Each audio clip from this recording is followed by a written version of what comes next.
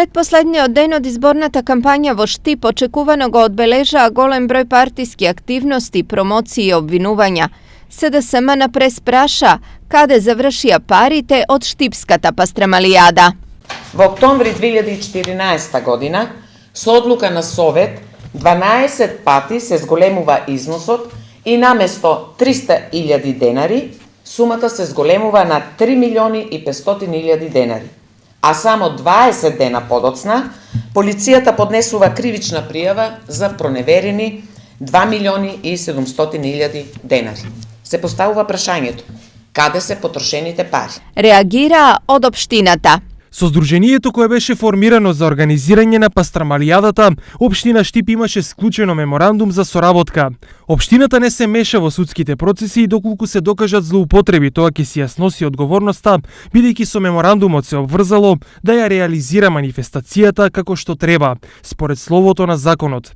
Програмата за култура е легитимна, усвоена е на седница на Совет и општината и градоначалникот имаат обврска истата да ја спроведат. За реализацијата, вклучително и за финансиските параметри, се поднесува извештај кој се гласа на седница на Совет. Така е за секоја манифестација од програмата без оглед дали станува збор за Штипско културно лето, Макфест или пастрамалијада. Тие извештаи преку соодветните одлуки се објавуваат и во службен гласник на општината. Нема никакви тајни и досега Советот јавно и транспарентно дискутирал кога извештаите биле на дневен ред. Избраниот советник од СДСМ Ален Ѓоргиев промовираше дел од партиската програма која се однесува на населбата 8 ноември. Ќе изработиме проекти за енергетски ефикасна општина. Со овие проекти се создаваат услови за намалување на потрошувачката на електрична енергија и воведување на обновливи извори на енергија. Еве, гледаме како изгледаат фасадите во населбата и време е да се преземат конкретни мерки. И тоа нема да бидат само шминки. Во соработка со станарите, ќе ги обновиме фасадите на сламените згради со термоизолациони фасади и кровови. Нова канализациона линија на дел од улицата Партизанска во должина 200 метри е потреба на мојата населба и ние ќе ја изградиме. Со изградба на платоа за контейнери во населбата 8 ноември ќе го решиме и проблемот со огромниот смет. Реконструкција на главниот градски колектор во должина од 2,5 км на потегот од кругот на АРМ до населбата 8 ноември.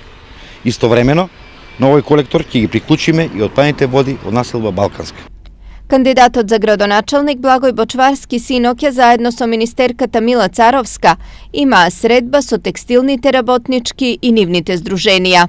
Значи, ние уште на почетокот пред една година, кога започнавме активно да се бавиме да ги детектираме аномалиите во овој закон со министерката, уште тогаш, значи разговаравме дека мораме директно од самите работници да детектираме проблемите со кои се соочуваат.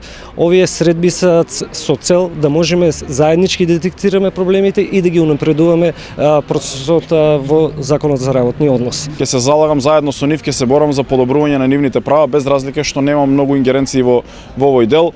Се она кое што ќе се случи како прекршување на законот, како непочитување на законот, јас ќе бидам првиот кој што ќе повикам и инспекцијски служби и заедно со работничките ќе се борам за да си ги добијат своите права. Инаку јас веќе остварив и претходно средби со текстилните работнички, со здруженија на граѓани, каде што ги слушнав проблемите и каде што се ставив на целосно располагање во едниот период да работиме сите заедно за да се подобрат условите на оваа категорија, но и на сите други категории на граѓани. Оно што е многу важно од наша страна е дека сите работници треба да се подеднакво заштитени, независно дали работат во странска компанија или во домашна компанија, и исто така дека сите тие треба да добиваат поддршка во вработувањето подеднакво од наша страна, како и од другите институции и министерства. Така да тоа е развоен план кој што го имаме и од 2018 ќе се имплементираат мерките кои што ќе се усогласат како соодветни за сите страни.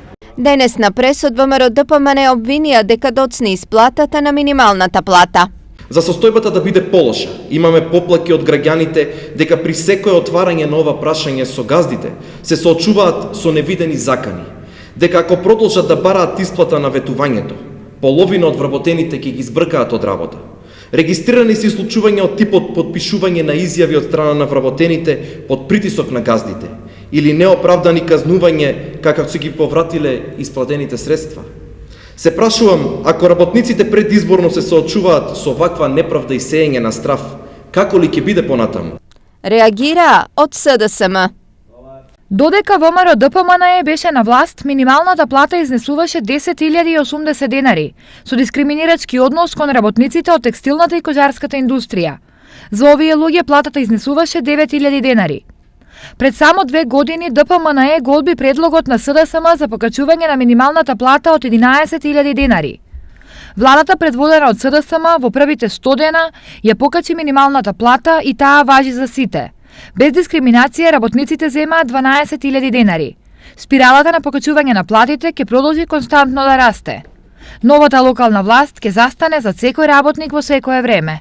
Прес одржа и кандидатот за градоначалник Илчо Захариев. Во делот на остварувањето на работничките права, сакам да ви порачам, драги работници во текстилната индустрија и драги работници во кожарската индустрија, и тоа да ви порачам дека, бидејќи имаме некои проблеми кои се појавуваат во делот на работното време, работењето во сабота и недела, работењето во државни празници, непочитувањето, да речеме, на должината на работното време, јас со мојот авторитет, како родоначалник, ви стојам на располагање. Одберете ги вашите најдобри работници, кои во секој време, ненајавено, ќе доаѓаат во општината. Мислам дека со мојот авторитет можеме со заеднички разговори меѓу сопствениците на компаниите, кои ги посебно цениме и почитуваме, и вас, почитувани работници, да ги надминеме сите оние проблеми кои постојат во остварувањето на вашите права. Бидејќи општината нема некоја голема надлежност во делот на остварувањето на правата во однос на Законот за работни односи, тоа е пред се во надлежност на Министерството за труд и социјална политика и на Министерството за економија. Јас ви ветувам дека никој пат нема да ве разочарам, како и досега, значи во било кое време, доаѓајте, седнуваме, ги решаваме проблемите, се појавам како посредник меѓу вас и сопствениците, се појавам меѓу посредник меѓу вас и сите министерства и инспекции кои постојат, се со цел и вие 23 октомври да го празнувате како празник, 11 октомври да го празнувате како празник, Великден да биде и ваш празник. Еден од основачите на ВМРО ДПМНЕ, Мане Јаковлевски, им се обрати на партиските ветерани од Штип. Во недела да излезат масовно на гласање и да го избереме Илчо Захариев градоначалник во ВМРО-вски Штип. Мислам за нас старите ВМРО-вци, старите ветерани, би било срам да го изгубиме бастионот на ВМРО Штип и затоа без разлика кој се налутил на некој или како што некој кажа, сега ги казнивме. Значи, никој никого не казнува, нити казнува партија, нити казнува личност. Ако го изгубиме и овој бастион на ВМРО, значи ние, ветераните, не сме достојни да се нарекуваме дека сме ВМРО-вци. Значи да се обединиме сите заедно и да цврсто да чукнеме на маса и да го избереме Илчо Захариев.